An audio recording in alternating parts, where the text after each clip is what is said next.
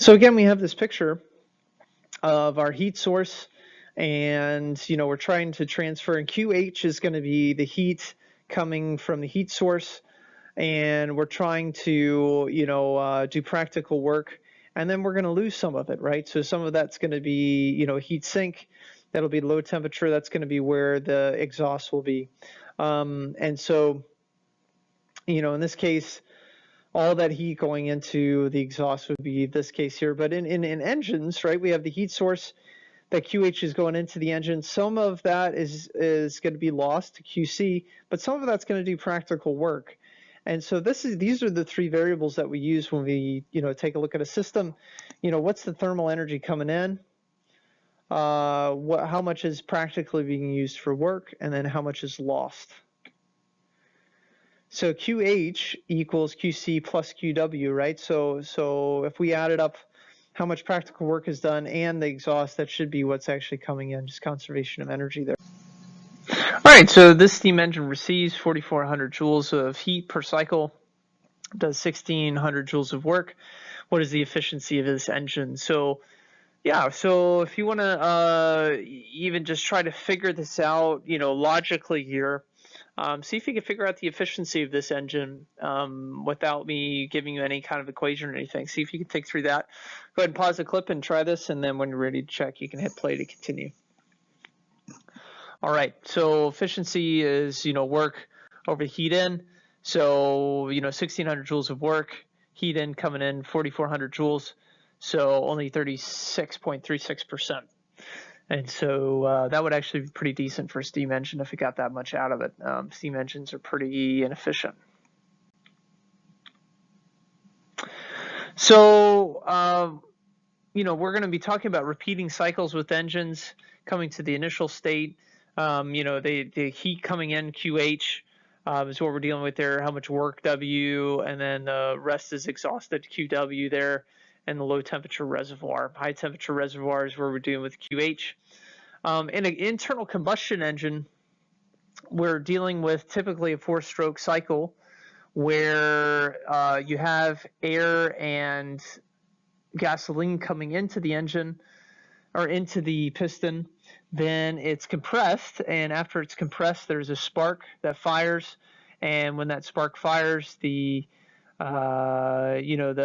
piston moves down very rapidly, and that's actually the power stroke. And then after that, it comes back up and exhausts it. And so the other 3 strokes, right? So the ignition stroke is the only one that's really producing power. The intake, taking fuel and air in. The compression is where that air is, that fuel and air is being compressed. It ignites, expands very rapidly in the power stroke, and then it exhausts there. Typically, the ignition and expansion, these two, we talk about in the same, same fashion or same stroke. So this is, stroke 1, intake fuel and air. 2, compression of that fuel and air. 3, where it's after it's compressed, it's ignited and there's power. And then 4 is where it's exhausted. So, why does a heat engine need a temperature difference? Well, if you're going to have some work being done, if you're going to have some kind of movement, you've got to have a temperature difference, because no heat's going to transfer unless there's a difference in temperature, right? And so when we're dealing with a situation here, you have the hot steam and then the cooler reservoir, it's going to cause motion. It's going to push this over and cool down. And so when we're dealing with engine efficiency, we're dealing with, how much work are you getting based on how much QH is coming in. And so you could even just think through this logically like we just did there. Now, if we consider an engine, right, how much work is being done, we can look at QH. That's the the heat coming into the engine, and then we subtract QL. That's the exhaust, and then we can figure out how much work we get. So if we replace this, right, we replace W with QH minus L, we've got that. And so this is another way that we can calculate it, 1 minus QL over QH. And the less this is, right, the smaller the QL is, the less that's lost, the higher the efficiency will be. And then if the none is lost, right, then this is 0, you'd have a 100% efficient engine. And so if we have a car engine that's performing 2200 joules of work, we'll say, and it's exhausting 6700 joules of heat, we want to find the engine efficiency, we can do that. And yeah, so go ahead and pause the clip, give this a try, and then when you're ready to check, you can hit play to continue. All right, so in this case here, QH minus QL. QH coming into the engine would be 8900. QL, that's lost, is 6700. So this would be 24.7% efficient cycle.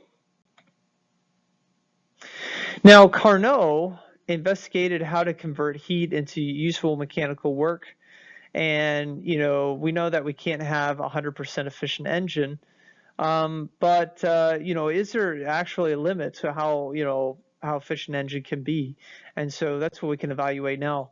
We talk about the Carnot engine as the, you know, essentially the ideal engine, the heat being transferred in an ideal situation, and it's reversible, and we're assuming no friction. So in this cycle, and this is the most, you know, this would be the perfect cycle: isothermal expansion followed by an adiabatic expansion, isothermal compression, adiabatic compression. And let's take a look at an example of that here. So if we have isothermal expansion, then adiabatic expansion, isothermal compression, adiabatic compression, this would be the heat in here. This would be the heat going out, QH, QL, and then the practical work that's being done would be that area inside there. And so it'll be important that you can draw that, you know, you can draw out the ideal Carnot engine and, you know, assuming no friction loss and, you know, 100% efficiency there with it. So for an ideal reversible engine, we can write this in terms of temperature, where we have TL as the exhaust temperature, the low temperature, and then the high temperature is QH. And we must have this in Kelvin, because if you think about it, you know, if you had this in Celsius, that could screw everything up, because if, let's say, QL is 0 Kelvin, right, then you'd have a 100% efficient engine. 0 degrees Celsius, though, you know, that's more, you know, manageable. Then you could say, oh, I have a 100% efficient engine, right? But that's really not true. So again, you know, we can only have 100% efficiency if our cold reservoir ends up coming to be absolute 0. And real engines have some frictional loss. The best can achieve 60 to 80% of the Carnot efficiency.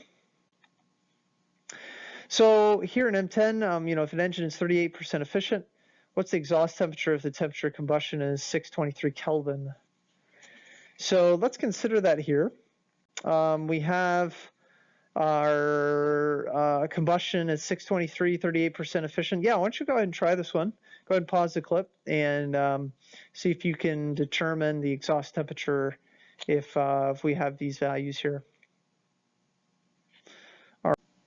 So you should have gotten, being careful with the algebra, cross multiplying, then dividing 386.26 as TL. So we start with an exhaust temperature, or a engine temperature, 623. That's TH. And then the exhaust is 386. That's TL. The greater these values are different, the more efficient it is, right? Because the smaller this TL is, the more efficient the engine is. In this case, it was only 38% efficient. All right, so in this one, the engine produces 3,500 watts of power, uses 8,450 joules per second. We want to find the output efficiency. So the input temperature is 560. We want to find the output temperature. So yeah, go ahead and pause the clip and give this a try, and then when ready to check, you can hit play to continue. All right, so we have TH as 833 Kelvin, and we want to find TL.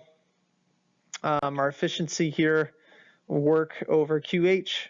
Power, we know, is work over a period of time, and so if we're dealing with just 1 second, you know, the work done is 3,500 joules.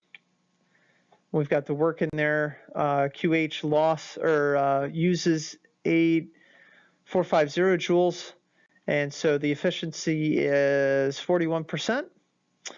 And we know with that efficiency, we can deal with the temperatures here, and we should end up getting with the, so 0.1414 equals 1 minus TL over TH. We subtract 1 from both sides, and we divide both sides by 1. We should get 833 Kelvin as the output temperature. So therefore, that was a given by this here, right? So sorry, TL then, the exhaust temperature is 488.1 Kelvin. So if the engine, if this engine only produces 45% of the Carnot efficiency, how much work is done per cycle if the input heat energy is 4,500 joules? And then how much work is done in 10 minutes? So